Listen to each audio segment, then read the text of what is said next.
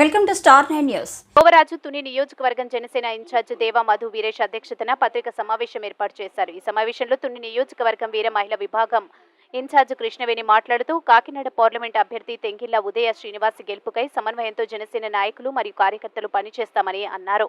అలాగే తుని నియోజకవర్గం ఎమ్మెల్యే అభ్యర్థిగా కూటమి నుంచి పోటీ చేస్తున్న యనమల దివ్య గెలుపుకై కృషి చేస్తామని చెప్పారు. తుని, తొండంగి, కుంట, నందూరు ఈ 3 మండలాల్లో గల గ్రామాల్లో మరియు తుని పట్టణంలో ఉన్న 15 వార్డుల్లోనూ కూటమి అభ్యర్థుల గెలుపు కోసం ప్రచారం నిర్వహించామని, తంగిళ్ల ఉదయ శ్రీనివాస్ ఎంపీగా విజయం సాధిస్తే కాకినాడ పార్లమెంటు పరిధిలో అన్ని గ్రామాల్లోని చేసే అభివృద్ధి పనులను కరపత్రాల రూపంలో ముద్రించి తుని నియోజకవర్గంలోని దాదాపు అన్ని గ్రామాల్లోనూ ఇంటింటికి ప్రచారం నిర్వహించి కరపత్రాలు అందజేశామని తెలిపారు. ఈ కార్యక్రమంలో జనసేన నాయకులు, కార్యకర్తలు పాల్గొన్నారు. ఇంటికి బొట్టు పెట్టి చెప్తున్నప్పుడు కానీ ప్రజల్లో స్పందన విశేషమైనటువంటి స్పందన కనిపిస్తూ ఉంది. ఎందుకంటే నేను ఆల్రెడీ తొండంగి మండలం, అలాగే తుని టౌను, కోటనందూరు మండలం ఇవన్నీ కూడా వెళ్ళడం జరిగింది. తుని మండలం అదని ఇక్కడ ప్రతి చోట కూడా చాలా పటిష్టంగా జనసేన పార్టీ ఉంది. ఎందుకంటే జన సైనికులు అనేవాళ్ళు జనసేన పార్టీని ఎంత పటిష్టపరిచి ఉంచారన్నది కూడా రూట్ లెవెల్లోకి వెళ్ళినప్పుడు తెలుస్తుంది.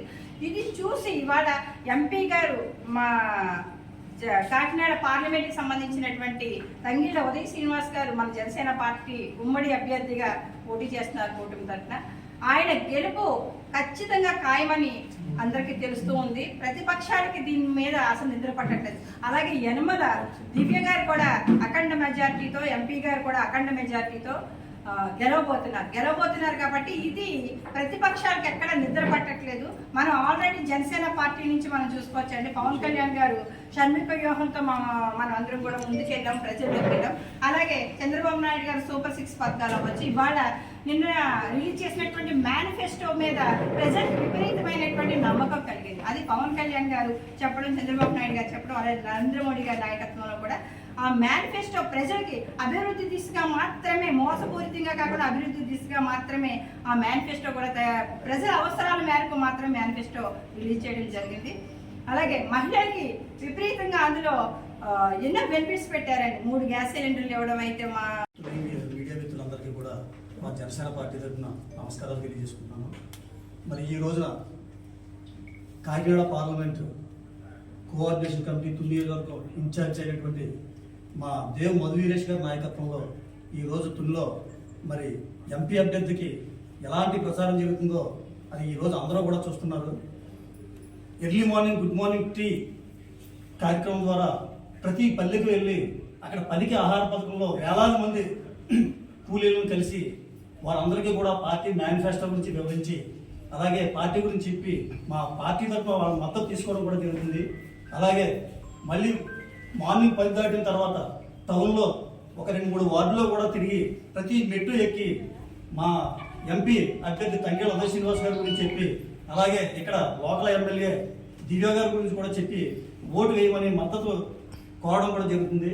మళ్ళీ ఈవినింగ్ 4 o'clockకి 3 మండలాల్లోని టౌన్లోని కూడా ఇంచుమించుగా ఒక 20 టీముల్ని పెట్టి ఆయన చేస్తున్న ఈ కార్యక్రమానికి మా తుని నియోజకవర్గం తరఫున ఆయన మీడియా మిత్రులందరికీ నమస్కారం. నా పేరు ఎల్ నాగేశ్వరరావు. జనసేన పార్టీలో 5.5 సంవత్సరాలుగా పనిచేస్తాను. నా పేరైతే చాలా మంది తెలియదు, జనసేన పంతులు గారని అంటారు. అయితే ఎలక్షన్లలోని హీట్ రాజుకుంది, దోషణ పోషణలు ఉంటాయి, తప్పదు ఎప్పుడైనా సరే. గత నెల రోజులు బట్టి ముఖ్యమంత్రి గారు ఆయనకు సంబంధం లేని సబ్జెక్టులు మాట్లాడుతున్నారు. రామాయణం, భారతం, ఇతిహాసాలు, సుమతి శతకం చెప్పుకుంటారు. వీటన్నిటికీ మాట్లాడుతున్నారు. ఆయన మెంటాలిటీకి వీటికి సంబంధం లేదు. రేపు జూలై 4 ఆయన చెప్పేది ఏంటంటే జూలై 4 తర్వాత జూన్ 4 జూలై 4 వేమన శతకం చెప్పుకుంటారు. అంతో ఎంతో చేసిన పక్కన బీఆర్ఎస్ గవర్నమెంట్నే చావుకొని చెవులు మూసి కూర్చోబెట్టి, ఈ ప్రభుత్వంలో ఉద్యోగస్తులు బాగున్నారా, చిరుద్యోగస్తులు బాగున్నారా, నిరుద్యోగస్తులు బాగున్నారా, వ్యాపారస్తులు బాగున్నారా, కాంట్రాక్టర్లు బాగున్నారా, రైతులు బాగున్నారా, తాగుబోతులు బాగున్నారా, రాజకీయ నాయకులు బాగున్నారా? ఎవరూ బాగోలేదు. వైనాట్ 175. దాని అర్థం మొన్న తెలిసింది. జనరల్గా రేట్ సింబల్ గాజు గ్లాస్ గుర్తు పెడితే 60 మంది సినిమా టికెట్ ఓపెనింగ్ అయితే బుకింగ్ చేసి జరిపారు. 60 మంది గాజు గ్లాస్ సింబల్ ఇచ్చారు. సింహం సింగిల్గా వస్తుందంటే ఇదా గాజు గ్లాస్ గుర్తు పెట్టి ఓట్లు చీల్చి ఇవ్వడం, అది సింగిల్గా రావడం. కాబట్టి ఇలాంటి వెరిమూరి చేస్తూ హైకోర్టులో ఇప్పుడు ప్రొసీడింగ్స్ ఏమయ్యాయో నాకు తెలీదు. ఒక కామన్ ఎథిక్స్ ఉంటాయి.